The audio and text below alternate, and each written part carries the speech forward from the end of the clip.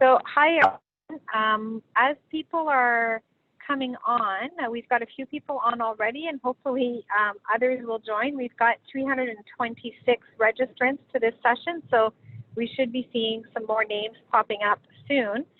If you wouldn't mind finding the chat window. So generally at the bottom of your screen, you will see the chat box. You can chat icon, and you can open that. Make sure you select to all panelists and participants, attendees, and if you can let us know your name and where you're coming from this evening, so where you're calling in from or signed on from, where you're from around the world, that would be really appreciated as we just wait a minute or so for people to log in. So get some people from Australia.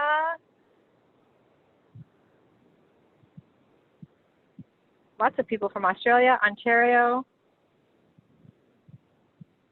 Malaysia, Australia,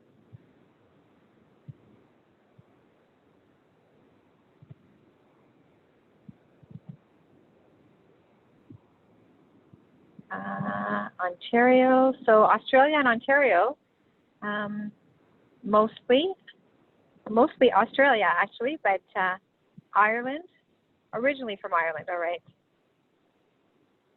So we'll slowly get started as people are coming in. I'll just remind them to add their name to the chat and where they're coming in from. In the meantime, we'll get started with a land acknowledgement. So this is a fairly generic land acknowledgement. So I would invite those of you who would like to do so to bring to mind the lands on which you are currently while I read this acknowledgement. So ISL would like to acknowledge the enduring presence of Indigenous peoples on the lands on which we gather today across Canada, across the world, and we thank the past, present, and future caretakers of this land. These lands are gathering points where age-old ceremonies of celebration, initiation, and renewal took place. The ISL is grateful to have the opportunity to work and learn on these lands in a community of sharing. And I guess I should have introduced myself at the beginning. I often forget to do that. So my name is Nadine Trépanier-Bisson. I am the Director of Professional Learning for the Ontario Principals Council, and I am the Chief Operations and Leadership Officer for the ISL.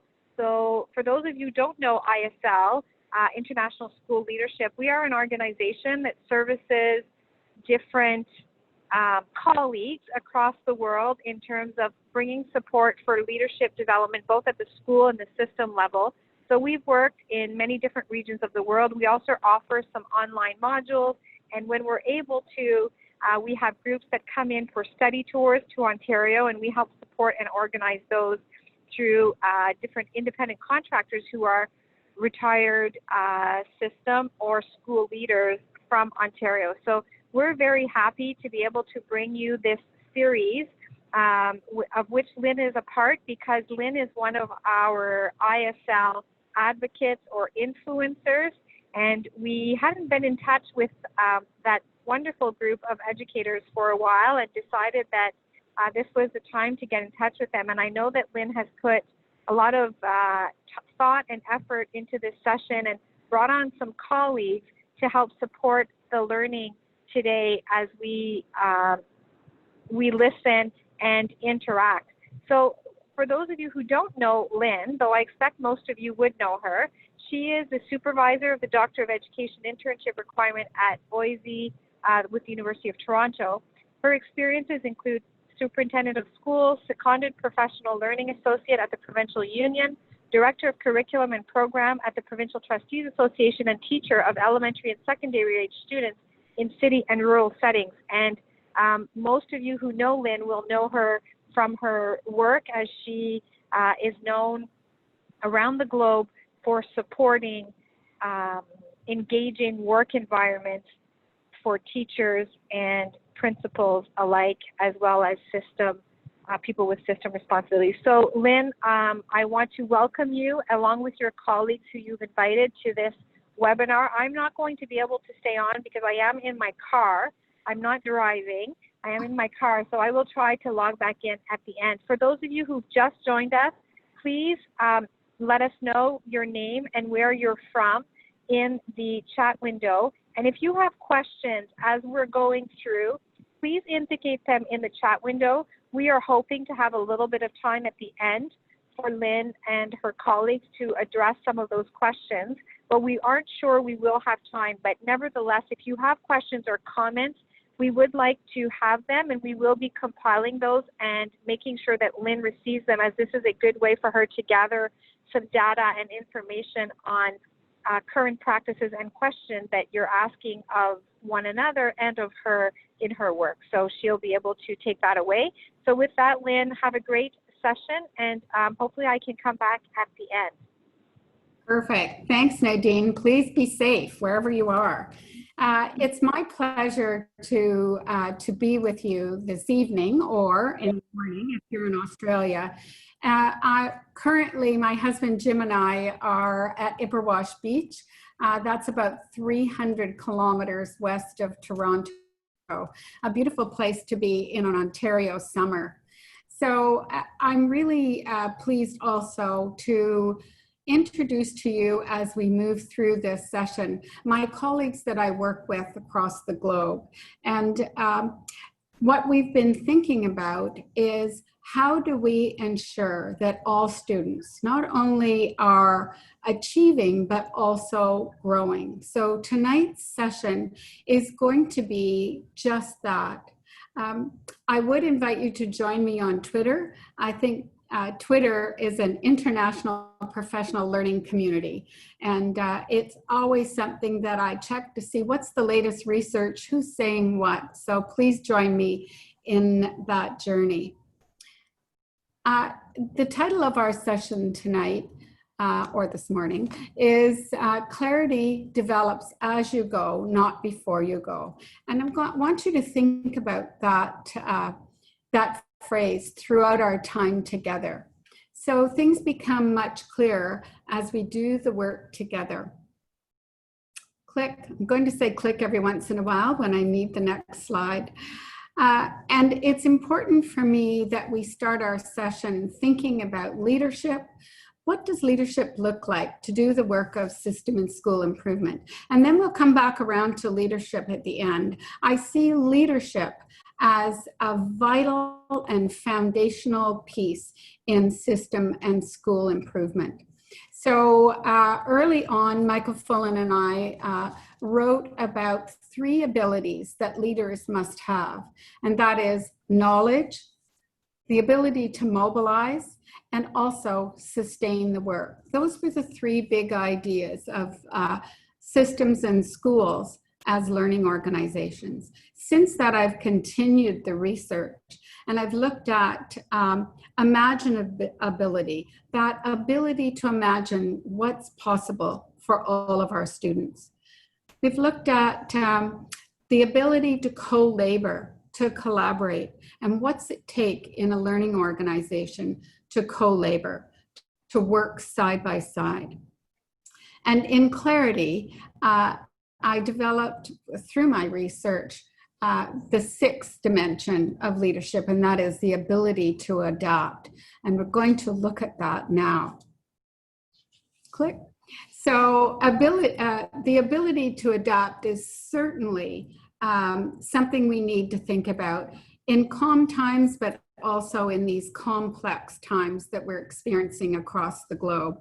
So you'll see some of the I can statements where we stop and consider, what does it take to be adaptable as a leader, as a system leader, as a school leader in schools and systems that are learning organizations. So I'd like to introduce to you my colleague, Todd Wright. Todd and I have worked together for many years in the York Region District School Board, and I still continue to work with Todd. So Todd, I wonder if you could comment on adaptability, not only in calm times, but these complex times at the moment.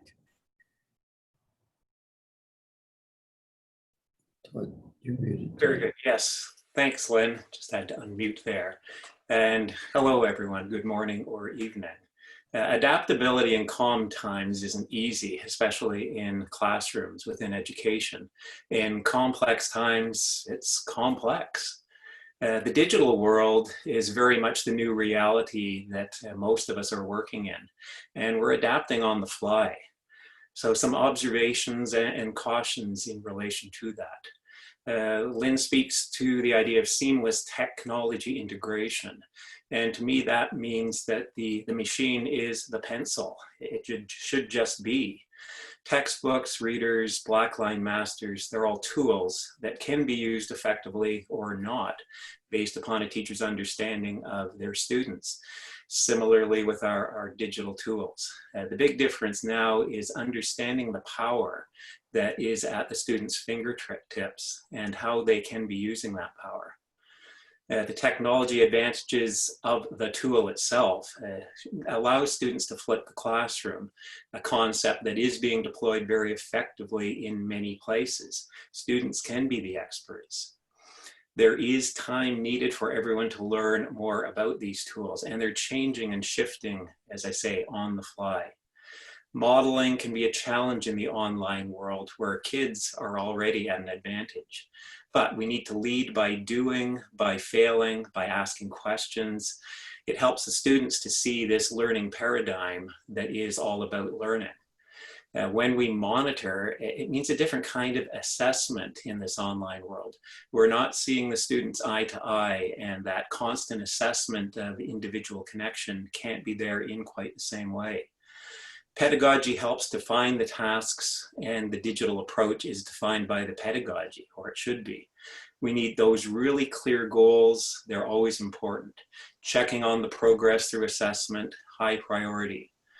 As part of the conversation that I've had through the years in trying to adapt in easy times and complex times, working with the IT departments in your organization is critical. They're IT people, they don't understand pedagogy. That's our responsibility and our profession. So as leaders in particular, from the highest levels on down, we need to bring them along because we need their support. So collaboration is critical at all levels, and not just with IT, other departments in your organization as well. The choice of tools by the students is really important. We need to guide them through their choices and learn with them. Excellent. Thank you. I love that, and learn with them. I'm always learning alongside Todd. So thanks so much, Todd. I just want to be really clear that leadership surrounds all that we do.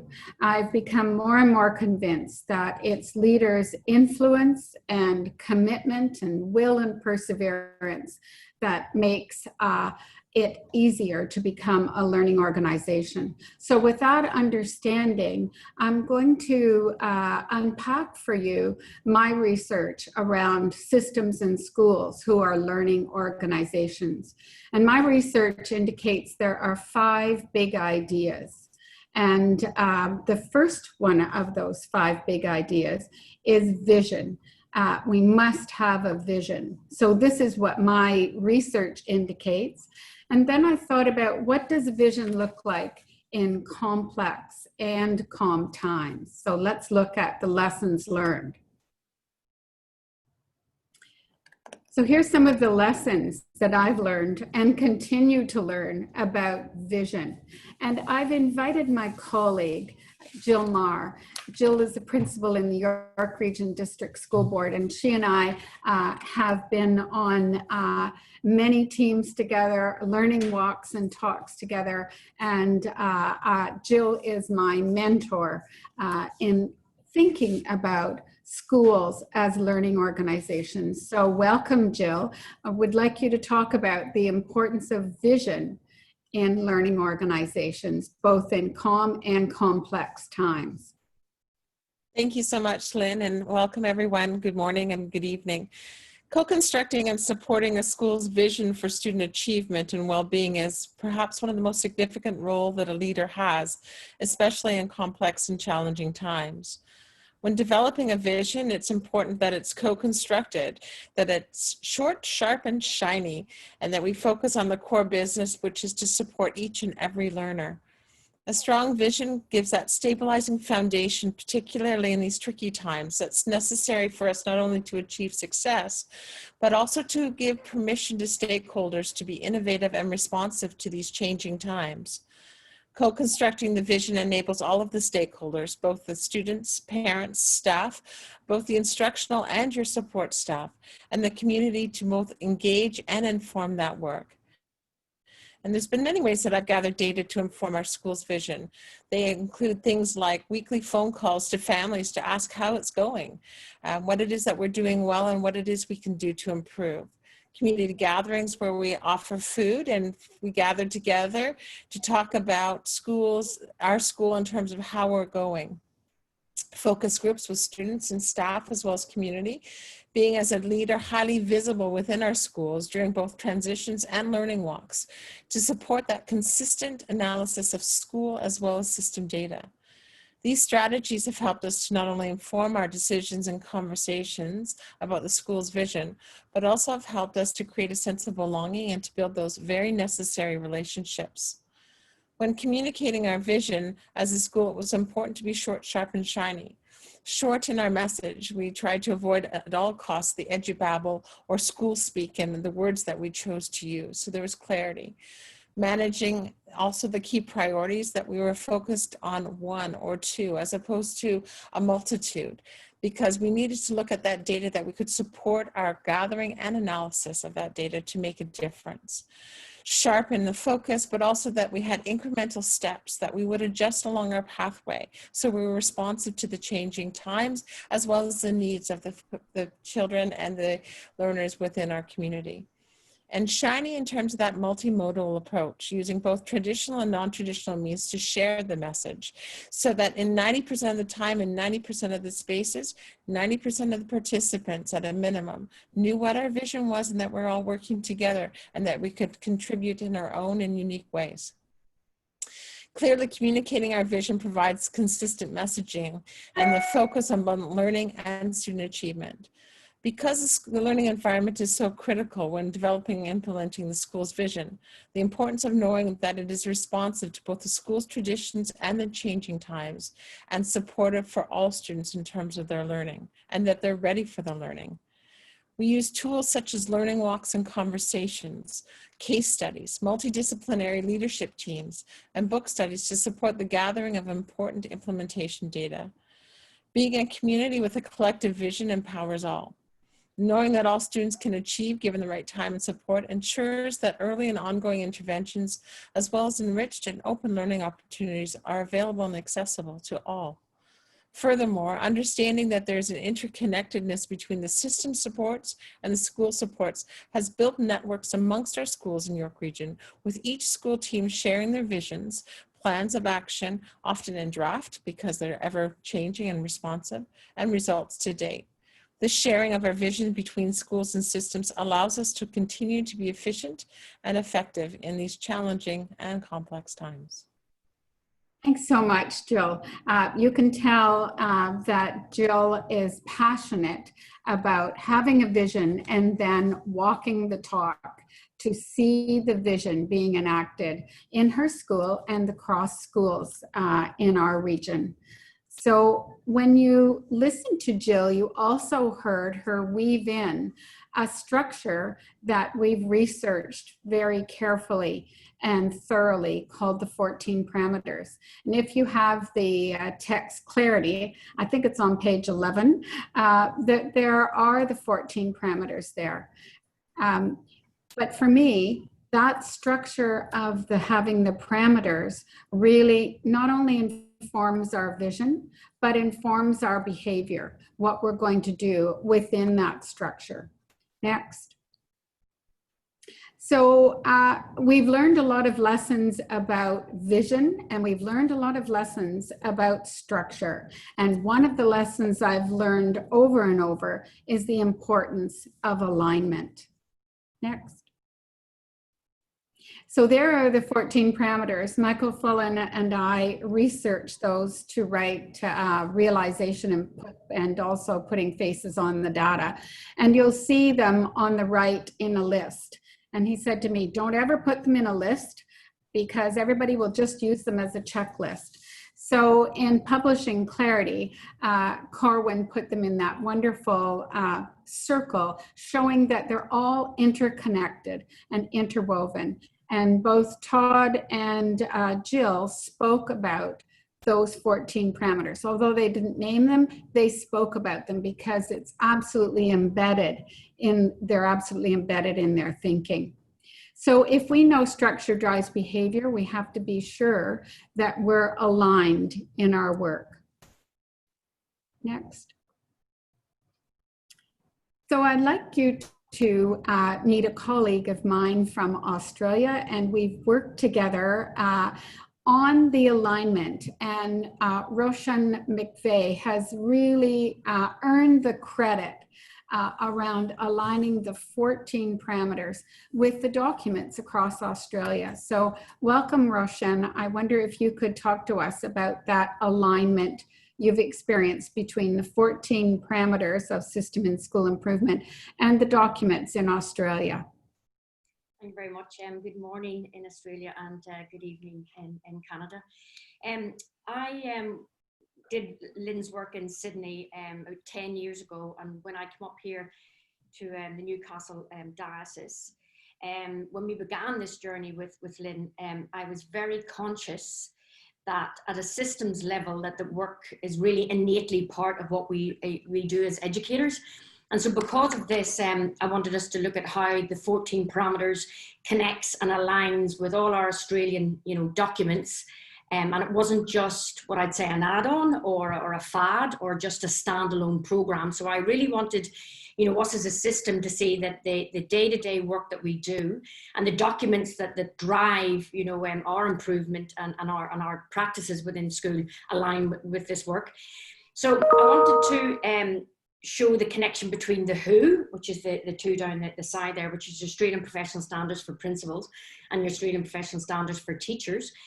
And the WHO is who does this work. So that's your principals and your teachers.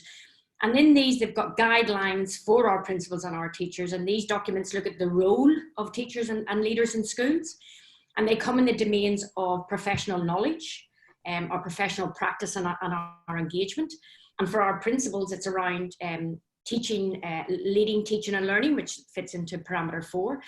Developing self and others, and innovation, improvement and change, and engaging within our communities, and how they sort of mapped into the 14 parameters. Now, the what and the why, if you look at the ones that are in the middle there, the one that I really engaged with and how this fits into Clarity was the work of David Gonski and the report of the review of the achievement of excellence within Australian schools. And Gonski's report was finalised in 2018. And this report really looked at the current state of Australian schools and our desired state. And he makes 21 recommendations for systems and for schools.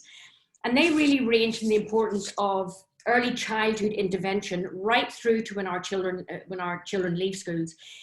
He focuses on building the general capabilities. So he wants to move outside the dumping of content, I suppose, around global competencies, what they call the 7 general capabilities. Also connecting with community and industry, which I thought was very important, which links really well into the 14 parameters. They also look at the curriculum design and assessment, and a special focus on literacy, which is Australia's national improvement strategy for the next 5 years. The Alice Springs document, which is just below the Gonski report there, comes up with 2 goals. And they talk about a system that promotes excellence and equity. And the thing that stands out there is it talks about excellence and equity for all children. And that's your operable word, is all children. And if you look at the 14 parameters, it talks about all children. So 1 year school for 1 year growth. And then also they talk, the second goal is around Australia's children will leave us confident and creative and successful and informed citizens. And through this, they make this, the declaration that's talked about 11 commitments to action. The other very important one underneath it is our National Schools Improvement Tool. And that really drives the review, school review and improvement changes within our schools. That supports our schools to look at their current and desired states. And what they do is they give a set of descriptors. And within these descriptors, schools actually look to see where they sit, whether that's an outstanding, and that's where they provide the evidence for that, outstanding, high, medium to low. And this just really gives them a gauge of where they actually sit and where they need to be to move up within those descriptors. Within the descriptors, there's 9 sets of domains, and these range from having an explicit improvement agenda, which links into our parameter 1, and with the 6 and the 14 as well, and looks at authentic use of data, which is perfect for, you know, putting our faces to data, and having an expert teaching team. So these are some things that they arrange with, which is our parameter 2. And then within that, I looked at the who, so our teachers and leaders, and the what, so what Gonski is saying, what the Alice Springs Australian education document says, and our National Schools and Improvement Tool, and how they then fit into clarity. And the clarity is the how. So these are saying the who and the what, but the clarity then provides us with a how to do this. So it gives us how to, and I'll give you an example of how we embed the knowledgeable others, which links into our domain 5 in the National Schools Improvement Tool around expert teaching teams. So how do these individuals impact on the practice of others, and what practices do they put in around that? Or something about how do we involve our families and our wider community as partners in learning? And more so, to me, is how we can share the responsibility and self and holding others accountable by putting an individual face of a child on the data. So that's, you know, the work that I've been doing here at a system level in Newcastle. So Thank you so much. Thank you, Roshan. And Roshan has become an absolute expert in alignment and knowing that our work with the 14 parameters aligns with those tools. And they 14 parameters also align with the work that I'm doing across Wales. And their foundational documents talk about in Wales, all schools will become learning organizations. So you can see how the 14 parameters fit in. On the left is the 14 parameters and the schools as learning organization research in English, and the one on the right is in Welsh.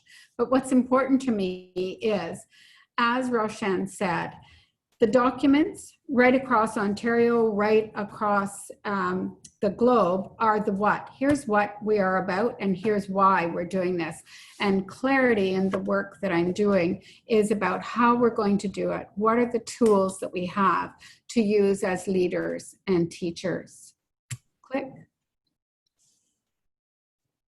So it brings me to the third construct in the organizational learning theory, and that is strategy. How important it is to have strategy. So not only the vision, not only the structure, but the strategy to the vision and that strategy and that structure. So the 14 parameters fit into that, as you can see. Click. And there are some lessons that I've been thinking about that we've learned, not only in calm times, but these very complex times. What strategies can we lean on, whether it's in these complex times or whether it's in the calm times? So I've asked my colleague from Manitoba, Canada, Sandra Mellior, to speak to us about her work around one of the frameworks that really is, I think, foundational to quality classroom practices, and that's the assessment waterfall chart. And Sandra has been a researcher this last while, as well as a principal in the Seine River School Division that I work in Manitoba. So welcome, Sandra. I'm so glad you're joining us. And can you talk a little bit about your research?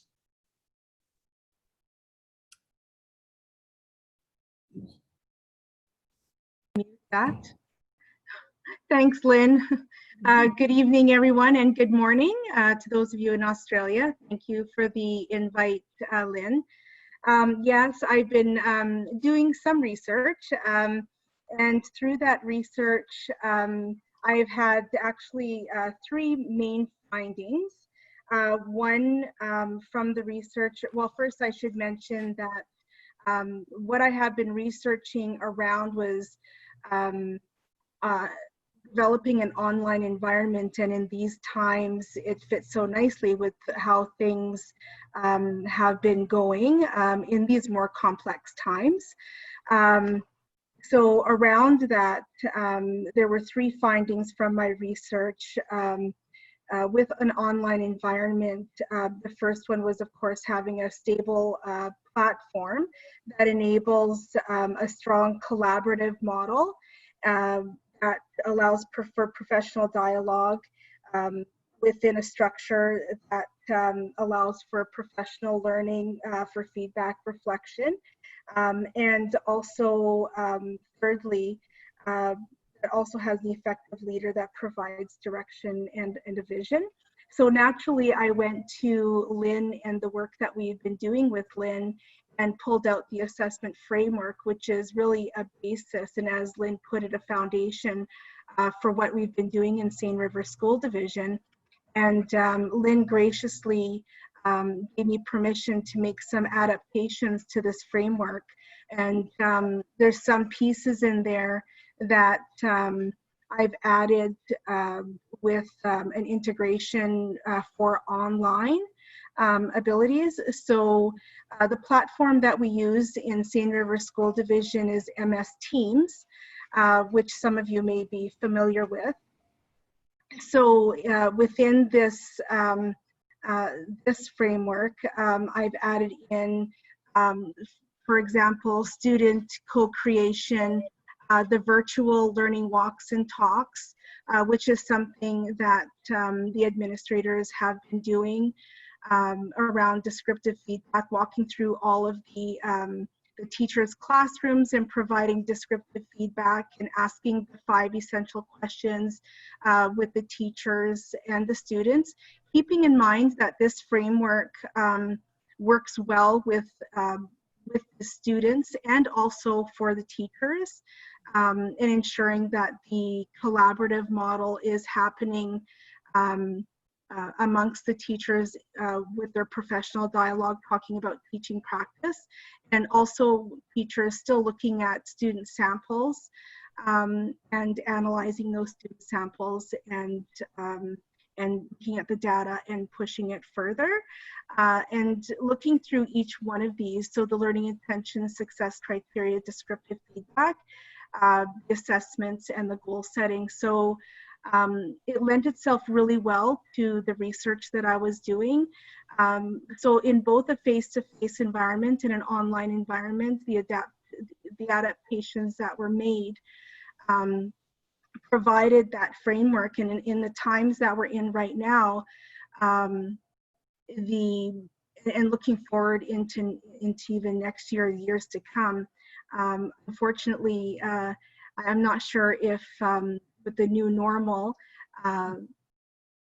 we most likely won't be going back to full class sizes next year, that this will provide a really good framework for us moving into or keeping maybe that hybrid model or online model for some cases next year. So I was able to take my research and this model and adapt it to the online environment. So I really appreciated that from Lynn, and moving this forward, it was really important to have that framework.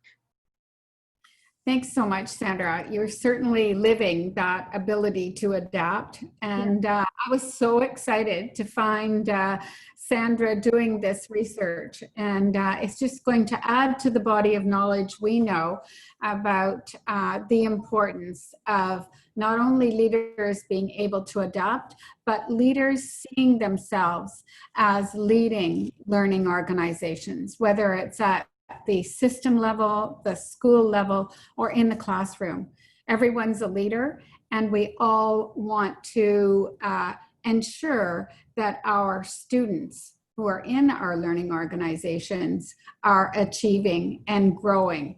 At least 1 year's growth for 1 year at school, as we say in Clarity, and John Hattie says as well. So that brings me to the big idea around resources, and the fact that resources are not only material resources, but human resources.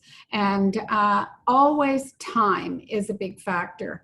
In fact, once Michael Fullen and I were on a panel, and he leaned over and said, couldn't they just stop asking about time? So that certainly is one of the things we need to deal with as leaders in learning organizations. There is no more time, so we have to really restructure the time we have to do what's important, and that is to increase all students' growth and achievement. So I've learned lots of lessons over the years about resources as well. And I just appreciate hearing from Todd again. Todd, what is your thinking around resources, not only in calm times, but leading in complex times?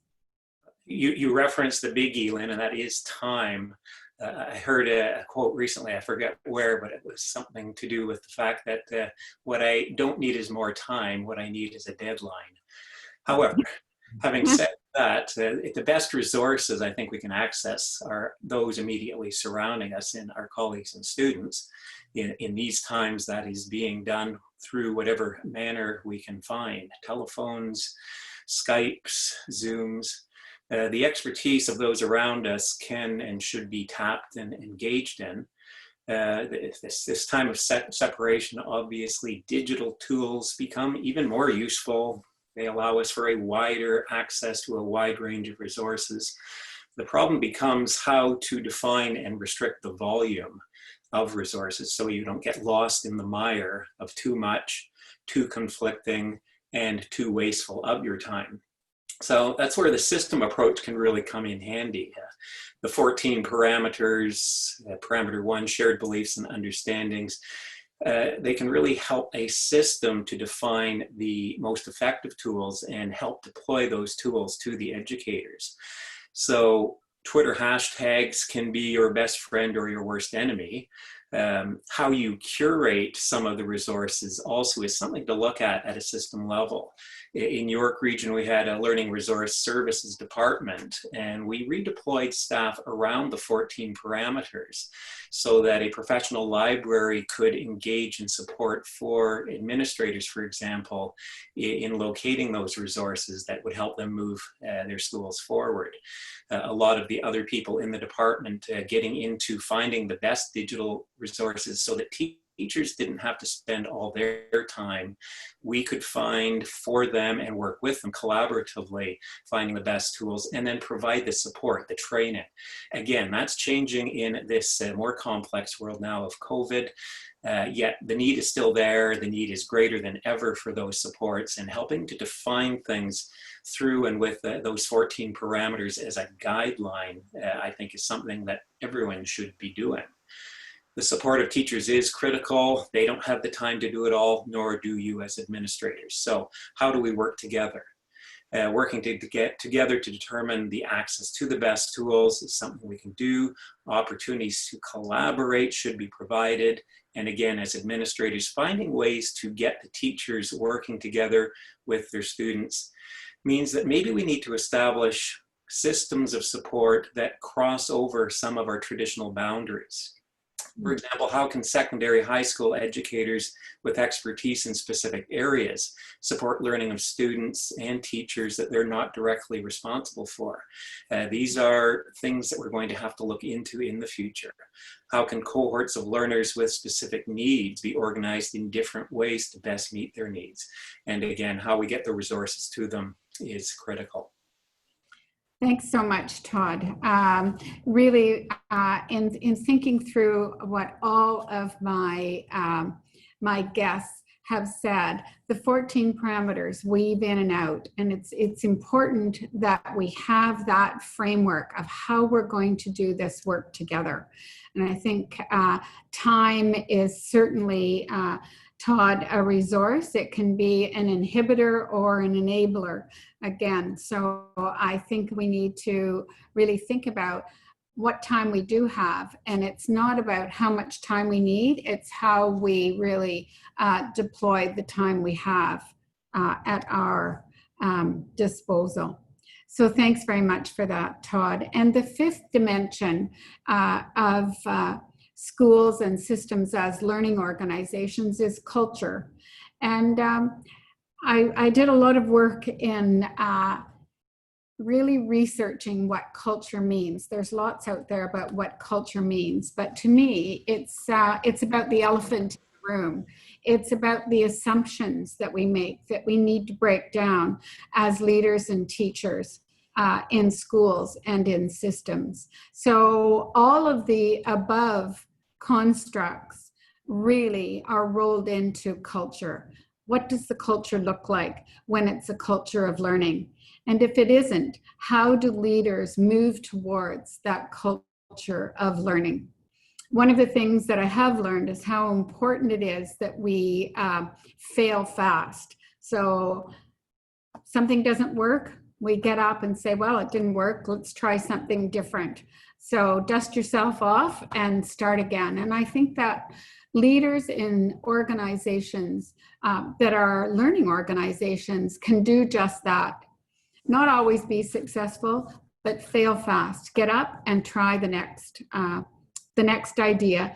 And that's where the framework helps, to have a framework to work within. So the next slide. Again, what are the lessons we're learning about culture in calm times and in complex times? I think that one of the things I've learned is the importance of establishing a trusting environment. And that doesn't happen before you start the work.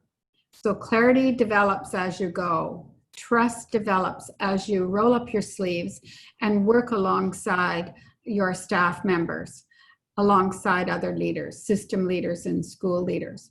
And one of my colleagues who is really proficient in developing a very clear vision of culture, of a culture of learning, is Bernie Bolton. And Bernie is an executive director with the state schools in Victoria, Australia. And I've had the pleasure of working with Bernie and doing learning walks and talks across many of his schools. So welcome, Bernie.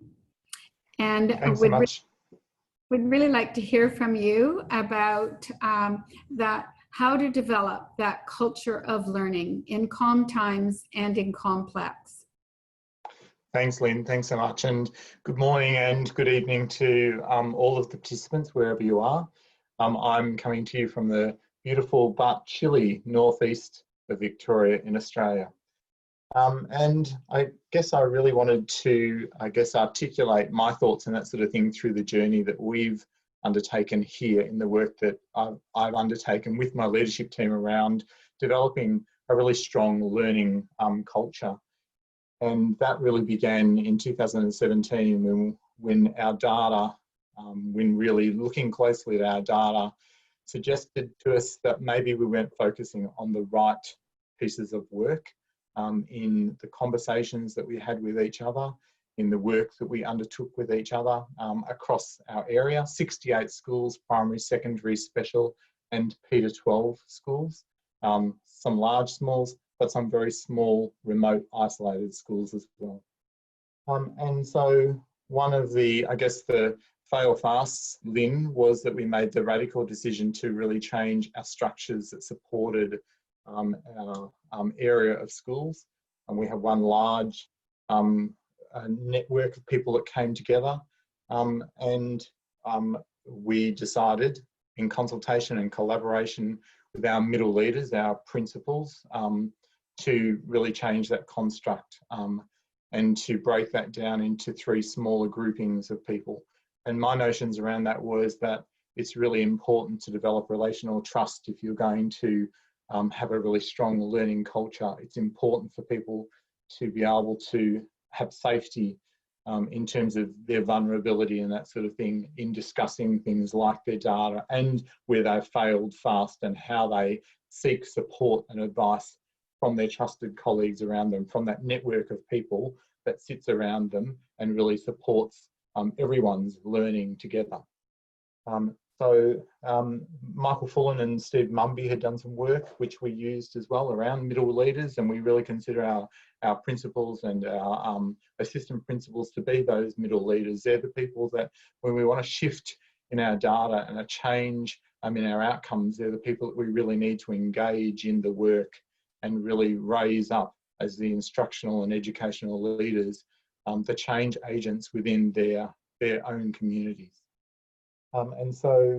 We set about doing that work, which was we'd set out right from the very start to determine that we were going to learn as we were doing, and that we didn't have the time. There was not a minute to waste around getting in experts, to craft some kinds of fancy visions and that sort of thing for us, that we actually needed to get in and to do that work ourselves.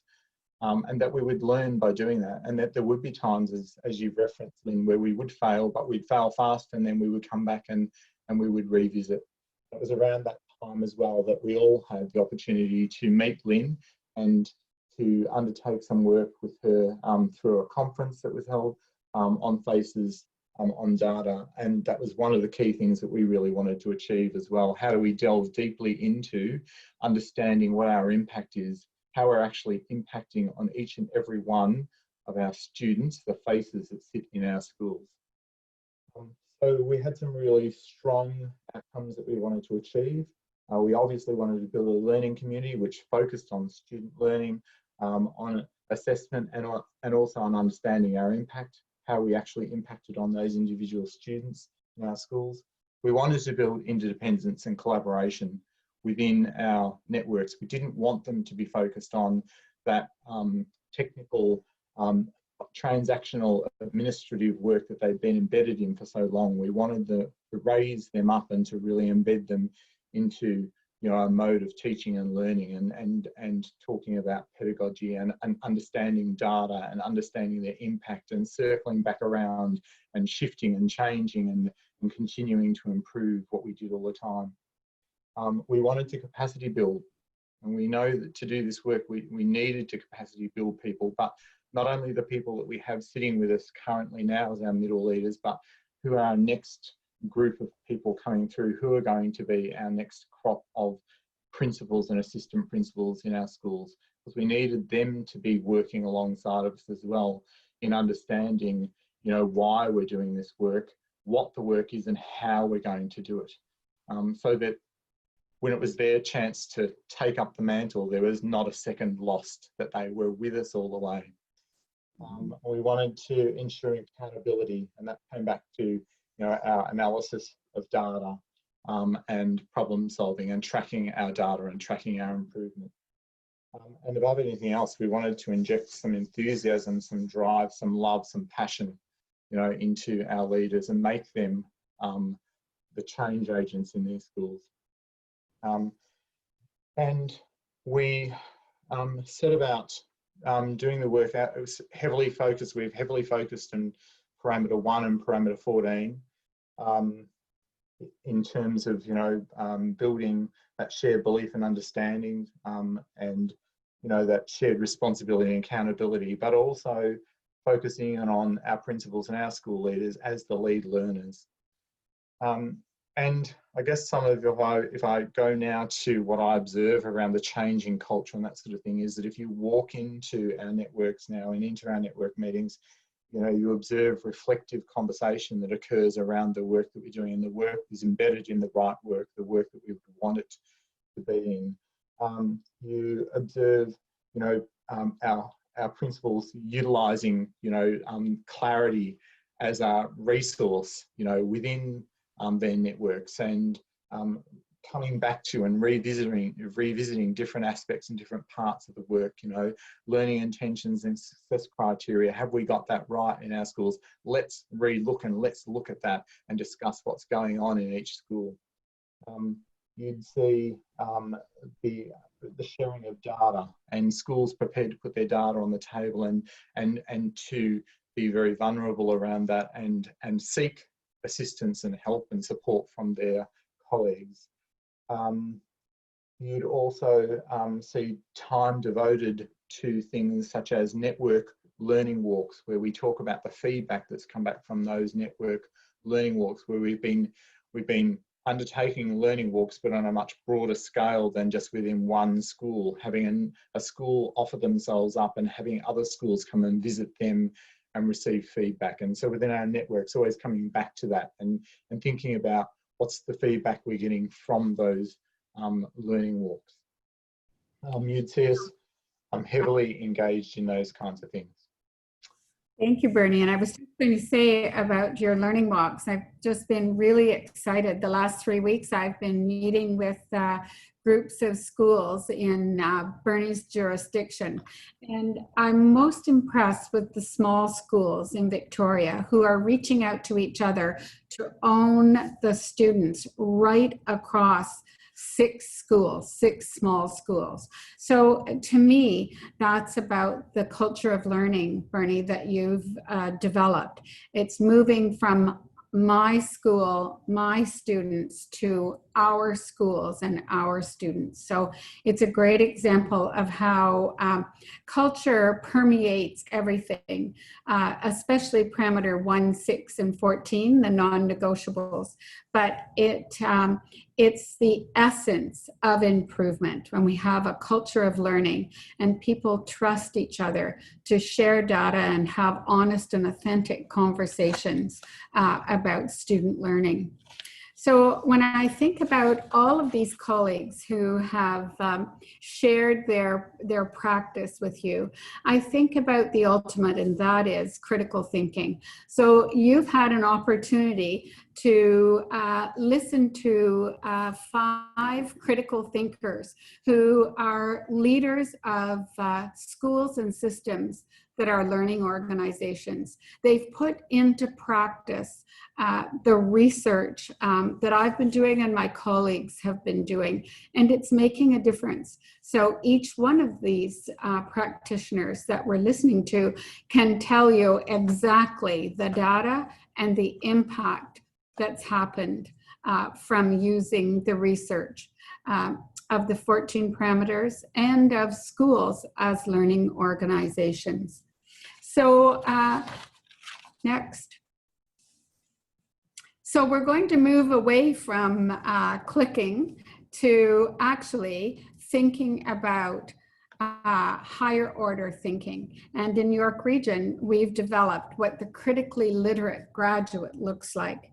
And of course, that moves from beyond learning to read to reading and writing and thinking to learn. And that's what we want to accomplish in all of the work we do in system and school improvement. So what does it take to be a leader? A leader of this work? Well, I like what John Hattie says. He says that teachers measure their success by how well their students are doing. I think to add to that, leaders measure their success or evaluate their success by how well their teachers and students are doing. And they take that as feedback on their leadership. So we're never completely satisfied with how we're leading and learning together, but it's really important to know that we're on a continuum of learning. And if we keep in mind, what does it take to be successful, we'll think of these things. Next, thank you.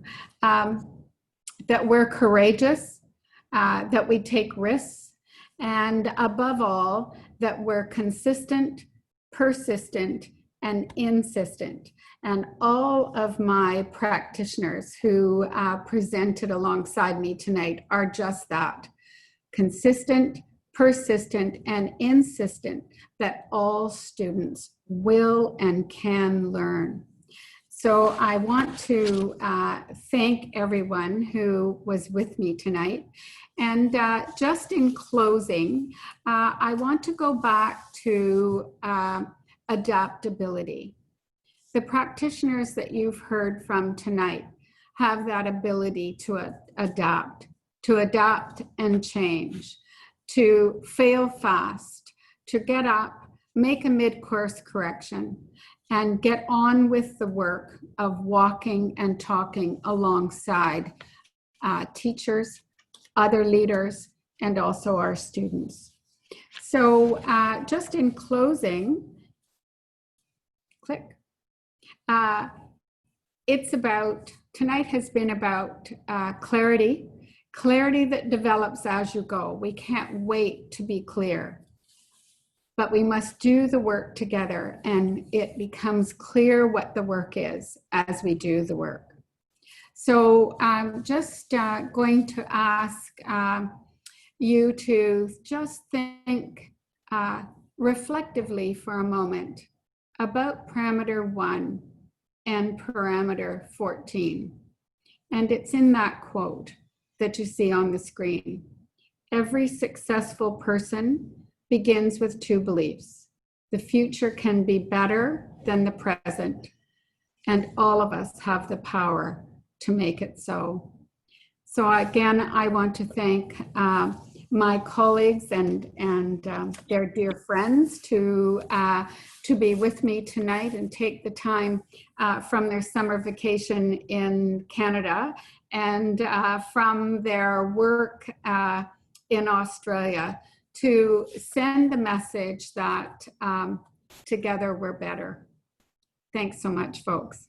Thank you for. Thank you to you, Dr. Lynn, to Bernie, Jill, Rosen, Sandra, and Todd for joining us tonight, and all of the attendees for joining us for this webinar. We greatly appreciate you joining, and we greatly appreciate you, Lynn, for a great presentation today. Great, thanks. It's only great because of all those practitioners from Canada and Australia who helped make this work happen. And a couple questions, emails came in asking whether the session is going to be recorded and shared later on. Yes, the session is recorded, and everyone will be receiving a recording of it once it is up and ready to go. So thank you to everyone for asking. Thanks. And have a great either evening or rest of the day, depending on where you're from. Thank you. Bye, everyone. Thanks, colleagues.